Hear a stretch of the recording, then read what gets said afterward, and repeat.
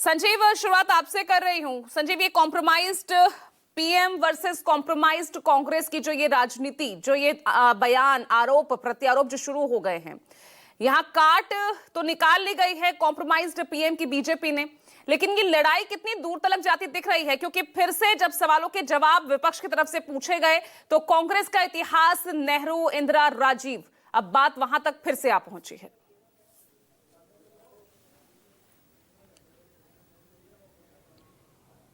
पूजा, देखिए, ये बड़ी अच्छी शुरुआत आपने की कि आखिरकार ये जाति भी कहाँ दिख रही है। क्योंकि हम और आप जानते हैं कि कोई भी राजनीतिक अभियान, कोई राजनीतिक दल अगर शुरुआत उसका करता है तो उसका अपना एक लक्ष्य होता है और उस लक्ष्य तक पहुंचने की कोशिश में वो तमाम अपनी जो दलीलें हैं वो गढ़ते हैं।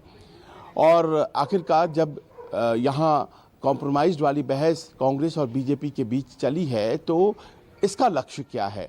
और जवाब में आपको ये मानना पड़ेगा कि दरअसल इसका कोई बहुत स्थायी लक्ष्य जो उनकी राजनीति को बहुत लंबे समय तक फायदा देता हो, ऐसा नहीं है। फौरी तौर पर कॉम्प्रोमाइज्ड पीएम अगर कहा गया है तो कॉम्प्रोमाइज्ड नेहरू कह दिया जा रहा है। ये एक फौरी व्यवस्था है जो कि सोची गई है, जिसे अंग्रेजी में आफ्टर थॉट कहते हैं। क्योंकि भारतीय जनता पार्टी ने इसको पहले नहीं सोचा था, या कॉम्प्रोमाइज्ड नेहरू, कॉम्प्रोमाइज्ड इंदिरा, ये तमाम बातें जो हैं वो इस तरह से इन शब्दों के साथ पहले नहीं आई थी सामने, लेकिन अब आई हैं सामने। मसला देखिए, इस तरह का आदान प्रदान होता रहेगा क्योंकि कांग्रेस भी तो कहाँ पीछे है। वो लगातार विदेश में घटित घटनाएं हैं उनको लेकर आधार बना करके प्रधानमंत्री को घेर रही हैं। उसी बात को जो वो सड़कों पर कहती हैं, संसद के प्लेटफॉर्म पर कहती हैं, उसी बात को एआई समिट में कहती हैं। एआई समिट में जिस तरह से प्रदर्शन हुआ वो प्रदर्शन गैर वाजिब बहुत से लोगों ने कहा है। कांग्रेस अकेले वहां पर उस प्रदर्शन को सही ठहराने वाली पार्टी अपने आप को कह रही है, वरना उनके जो यूपीए सहयोगी हैं वो भी इसे गलत कह रहे हैं। लेकिन उस प्रदर्शन विशेष के बाद जिस तरह से चीज़ों को खींचा गया है वो बहस आपको कॉम्प्रोमाइज़ वाली बहस तक लेकर के आती है। देखिए, इस बात को मानना होगा हमारे देश में कि कुछ ऐसे मुद्दे हैं जिसको आज की तारीख में तरीके से हैंडल करने की ज़रूरत है, और उसमें एक मुद्दा है हमारी ट्रेड डील। और वो जो ट्रेड डील अमेरिका के साथ हुई है, जिसका आधार ही आप जानती हैं कि एक तरह से सुप्रीम कोर्ट अमेरिका का की जो है उसने उड़ा दिया, उसके आधार को ही ख़त्म कर दिया जब उन्होंने ये अधिकार जो international emergency economic powers of the president 1977 का एक्ट था उसे कोट करते हुए कहा कि उसमें इस तरह के अधिकार प्रेसिडेंट को नहीं दिए गए हैं। प्रेसिडेंट अमेरिका के उन्होंने फिर दूसरा एक तरीका अपनाया है और फिर उन्होंने 10 या अब 15% फिर से टैरिफ लगाई है। पर व्यवस्था इस बात को निर्देशित करती है कि जब आप राष्ट्र के फैसले लेते हैं तो फिर इन सब परिस्थितियों को देखें कि आखिरकार वहां पर जो फैसला होने वाला है सुप्रीम कोर्ट में, क्या उसके बाद हमें इस बात को तय नहीं करना चाहिए था कि हम अपनी जो ये ट्रेड डील करने जा रहे हैं उसे उस फैसले के बाद करें। सबों को अमेरिका में पता था कि लोअर कोर्ट्स और उसके बाद फेडरल कोर्ट्स और उसके बाद अब सुप्रीम कोर्ट, दोनों जगहों पर हार हो चुकी है और अब मामला सुप्रीम कोर्ट में किसी भी दिन फैसला आ सकता है। 5 नवंबर को सुनवाई खत्म हो गई थी तो फिर 2 तारीख को हमने ये डील कर ली। इस प्रश्न को अपने तरीके से कांग्रेस उठाना चाह रही है, लेकिन वो साथ साथ चाहती है कि प्रधानमंत्री को एक गलत छवि की तरह पेश किया जाए, कॉम्प्रोमाइज पीएम कहा जाए, जिसका जवाब के तौर पर ये सामने आया है। और इसी से उपजा है एक मौजूदा क्राइसिस जो और भी ज्यादा इन राजनीतिक परिस्थितियों को विषाक्त कर रहा है, और वो है यूथ कांग्रेस का मामला।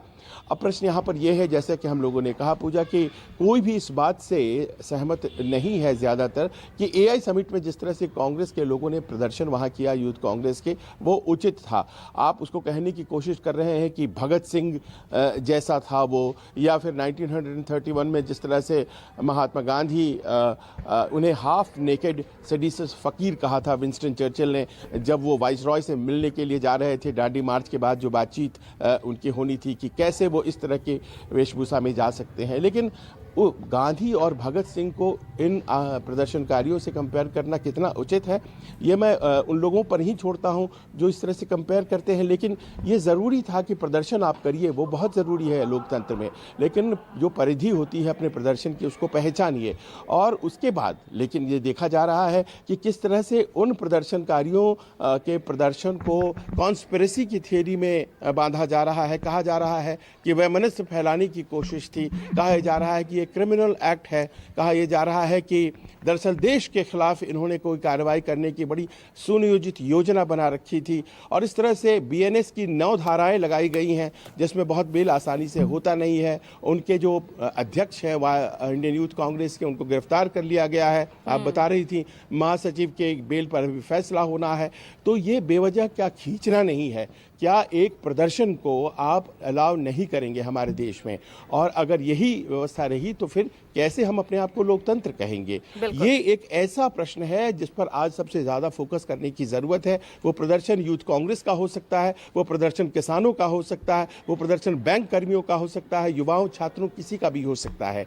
प्रश्न ये है कि क्या हमारे देश में प्रदर्शन की इजाजत है, और अगर है तो फिर उसके प्रदर्शन के बाद तुरंत बड़े बड़े चार्जेस अगर लगा दिए जाएंगे तो कौन प्रदर्शन करना चाहेगा, कौन अपने आप को प्रदर्शन में फंसाना चाहेगा? आप जानती हैं एक छात्र पर अगर राइटिंग का केस लग जाता है तो उसकी तमाम जिंदगी बर्बाद हो जाती है, क्योंकि वो फिर किसी नौकरी के लायक नहीं रह जाता है। कुछ राज्य हमारे देश में ऐसे हैं जहां अगर पिता के ऊपर राइटिंग का चार्ज लगा हुआ है तो बेटे को नौकरी नहीं मिलती है। तो ऐसे में जो स्टेट एजेंसीज हैं उसका इस्तेमाल राजनीतिक प्रयोग के लिए किया जाए, डराने के लिए किया जाए, ये सर्वथा अनुचित है। और बहस यहीं पर आकर के टिक जाती है कि आखिरकार आज की तारीख में क्या कोई प्रोटेस्ट किया जा सकता है, और अगर किया जा सकता है तो क्या बिना इस तरह की धाराओं को अट्रैक्ट किए हुए ये संभव है? क्या यूथ कांग्रेस वाले देश विरोधी काम कर रहे थे, क्रिमिनल उनका एक्टिविटी था? ये तमाम ऐसी चीजें हैं जिस पर सीधे उत्तर न देकर अगर हम लोग थोड़ा सा दाएं बाएं जाने की कोशिश करें तो हमें कॉम्प्रोमाइज नेहरू, कॉम्प्रोमाइज्ड इंदिरा गांधी वगैरह वगैरह में जाना होगा।